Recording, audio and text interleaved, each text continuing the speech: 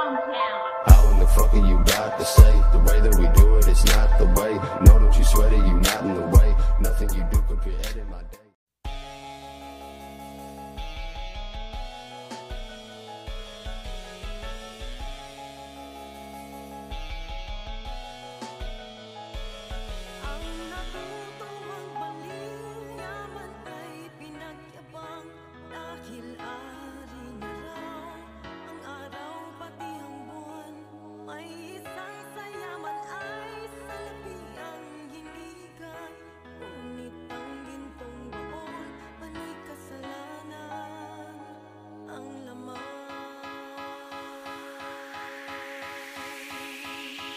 Ang natutuwang baliwang yaman ay pinagyabang dahil pag-aari daw niya ang araw at buwan. May isang sayaman ay salapi ang hinihigan, ngunit ang gintong baul panay kasalanan ng laman. Sinasambit ng baliw, awit na walang laman. Ulo mo'y maiiling at tatawagin mong hangal. May isang hindi baliw, iba ang awit na alam. Buong araw kong magdasal, sinungaling rin naman. Mga mata niya'y nanlilisik, mayabang at tuso. Gusto nga ang pag-iisip pero wala namang puso. Siya'y doble kara, parang ahas na nakapalibot. Anghel pagkaharap, demonyo pag nakatalikod. Ang isa na may di alintanang hapdi, walang kibo. Ganyan talaga ang tadhana, masakit pag nagbiro. Pinagsarahan siya ng bintana, pati na ng pinto. Pinagsigawan niya natagpuan ng mina ng ginto. Sinong dakila? Sino ang tunay na baliw? Sinong mapalad? Sinong tumatawag ng habag? Yaon bang sinilang na ang pag-iisip ay di lubos? O gusto ang isip, ngunit sa pag-ibig kay kapos?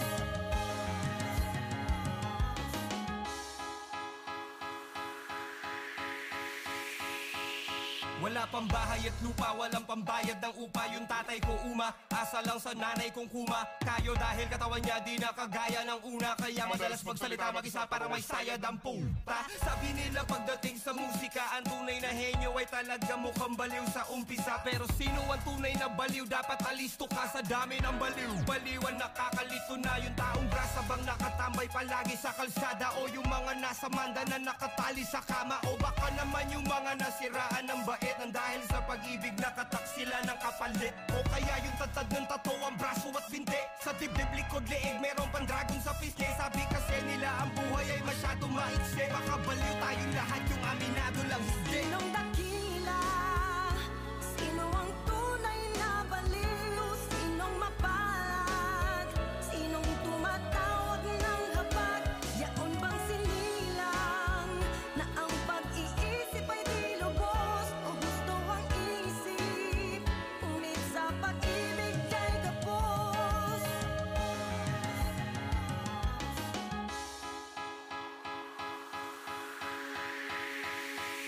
Marami nga sa atin ang mga nagbabalat kayo, mga nagtatakot, nagpapapalit-palit ng anyo. Bakit hindi nga ba ninyo ilabas ang tunay na kulay at ang malaman kung sino ka sa tunay na buhay? Ang kanyang luhay, tumulo ng kanyang hamakin. Baliw ang isip, ngunit hindi ang kanyang damdamin. Habang ang isa'y panay ang tawa at bungisngis. Subukan mo hubaran ay merong buntot at kaliskis. Ngayon sabihin mo sa akin kung sino nga sa kanila, sinong tunay at sinong nagpapanggap sa dalawa. Saplot yung sira-sira, pagkailay tira-tira, o ang sang mayaman na madungis ang kaluluwa. Matayog ang lipad na parang saranggolang nasa langit. Ang isa'y nabuhay sa mundong puno ng panlalait at pasakit na tinitiis ng diwang nakalutang. Hubot-hubad sa kalye na muli siyang matauhan. Sinong dakila? Sino ang tunay na baliw? Sinong mapalad? Sinong tumatawag ng habag? Yaon bang sinilang na ang pag-iisip ay di lubos? O gusto ang isip, ngunit sa pag-ibig kay kapos?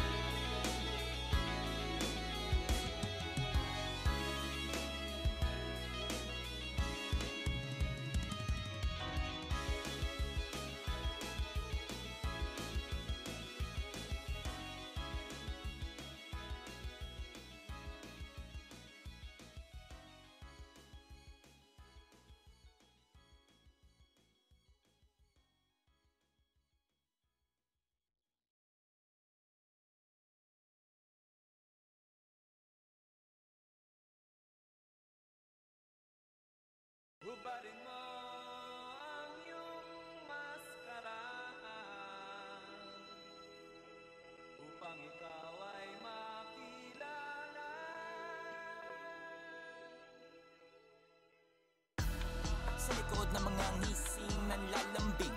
Gising may nakatagong mga ngiping. Ang tatalim, nagiging pating pagagat ng dilim. Sa ngalan ng perang tumataginting. Akala ko ang pambansang puno ay narang, ngunit bakit parang mas marami pa rin balimbing. Tuwing tag-ulan, inaabutan na makita ng payong kapatid. Ngunit mga kwento mong hatid sa iba ang dating para tayong magkagalit. Pagkaharap ang bait-bait na iba, nakainom ng pampalibog pero pag nakatalikod pinagmamasdan ang bawat hakbang. Nag-aabang na ako ay matalisod, dyan ka magaling.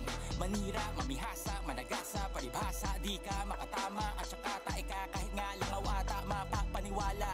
Amoy ko na dati pa ang dumi ng iyong taktika, plastika, gagamitin ang pagkakaisa para lang makaisa. Mukha mo, sawa na rin naman ako makipagtalo. Gagamitin ko na lang ang oras at lakas ko sa pag-iinsayo. Kung gusto mong makipagtukutan ng matatara, palitan tayo para makita mong may mga nagubad ng maskara, pero yung pala mga pakitang tao. Ubarin ang iyong maskara, ang iyong tunay na katauhan ay nakatago lamang sa iyong Matatamis ng ngiti, alipin ang pagkukunwari sa kalooban na hindi madali. Pinipilit magapi, ikaw at ang sarili yan nagtutunggali. Napapagkamala na tama ang mali, marami yan dinadaan sa salapi. Para lang tubagwagi, yari ka maling at kasandali. Nakasipat na lagi nagmamadali, para di halatado. Sumunod sa mga plano, malinis ka na dapat trumabaho. Boss areglado, pagkatapos sigurado mabango ka na naman sa mga tao. Basta bawag mo lang uhubarin, lahat ng pangako ay tutuparin. Kailangan matuto ka rin, kung paano mo to paikutin, paano laruin. Lahat ay aking gagawin sapagkat buhay na pamilya ko'y binago tinangat. Utang na loob kong lahat sa lahat, ako na yung pinakatapat mong alagad. Kapag pinadapa, dumadapa, kapag ako'y pinatalon, tumatalon. Sa akin may pinabaon, sinisisid ang balon, lahat yun at walang tanong-tanong. Pero bakit nga ba patron? Tila ba nagbago ang panahon? Paliwala na ba lahat ang pinangako mo sa akin at pinagsamahan natin ng ilang taon? Ganun-ganun na lang ba yun? Sagutin mo yung tanong, ano ba ang nagawa kong kasalanan? Ganyan talaga ang patakala kapag masyado na maraming nalalaman. Kaya paalam. Ubarin ang iyong maskara, ang iyong tunay na katauhan ay nakatago lamang sa iyong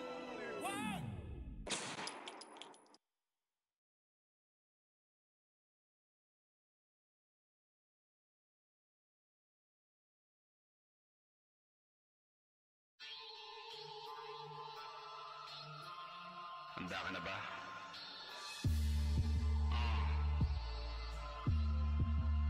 Kumapit kang mabuti. Gusto kong abutin ng buwan, hawakan ng bituin sa langit, lumipad tulad ng lawin at ng ibong umaawit. Habang naglalakbay sa gitna ng kalawakan, dinig sa malayo ang masigabong palakpakan ng mga tao. San man dako ay laging sinasalubong, tanging maririnig ay mga ugong. Taos puso ko pong pinapasalamatan ng bawat isa na naging bahagi at nakiisa. Mula umpisa hanggang ngayon na nakikita mo sa TV, naririnig ang boses ko sa CD. Libre ang mangarap, simulang putos sa mura kong edad. Mula sa aming baryo hanggang syudad. Sige naman.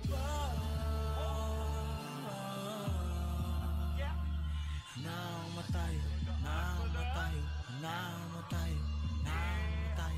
Hindi ako titigil hanggang di ko naaabot ang aking gusto. Hindi ako titigil hanggang di ko naaabot ang aking gusto.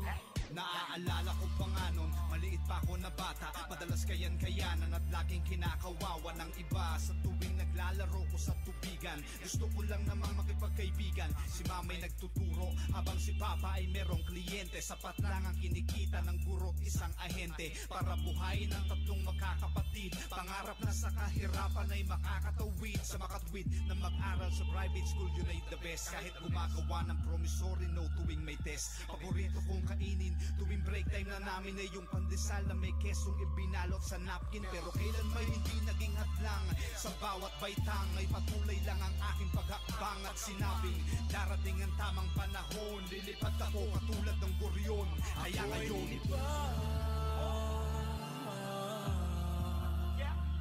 namatay, namatay, namatay, namatay. Hindi ako titigil hanggang di ko naaabot ang aking gusto. Hindi ako titigil hanggang di ko naaabot ang aking gusto. Minsan binabalik tanaw mga alaala ng lumipas. Habang hawak-hawak ang larawan na kumupas, bigla akong napangiti ng aking pagmasdan. Suot ko dito yung kulay pulang t-shirt ng Superman na paborito ko nung bata. Gumawa ko ng pakpak na pagalitan ng ginupit ko yung kumot at